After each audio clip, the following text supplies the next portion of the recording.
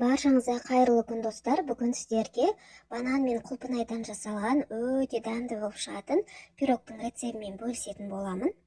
Жасалу жолы оңай әрі жылдам, міндетті түрде жасап көріңіздер.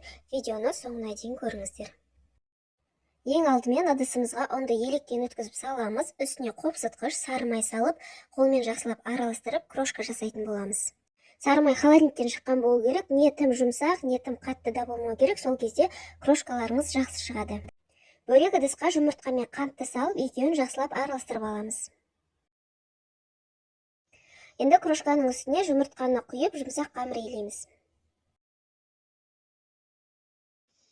Видеода көріп тұрғандарыңыздай қамыр өте жұп-жұмсақ болады. Салафанға салып, 10-15 минутқа холодильникке қойып аламыз. Начинкасын дайындайтын боламыз. Ол үшін бізге банан мен құлпынай қажет болады. Жақсылап жуып, тазалап, ыдысымызға салып, блендермен езіп аламыз.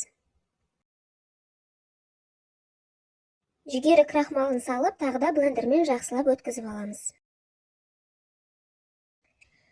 Формаға қамырды біркелкі етіп жайып шығамыз. Мендегі форманың диаметрі 24.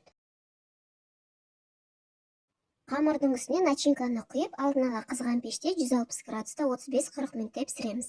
Пирогым пісіп шықты. Формасынан босатпай, бөлме температурасына толығымен суытып алғаннан кейін, сол формасымен холодильникке 2-3 сағатқа начинкасы қатқанша қойып алатын боламыз. Начинкасы қатқаннан кейін формадан босатып, бетін қалауларынша әрлесеңіздер болады. Мен банан мен құлпынай қойып әрлеп шықтым.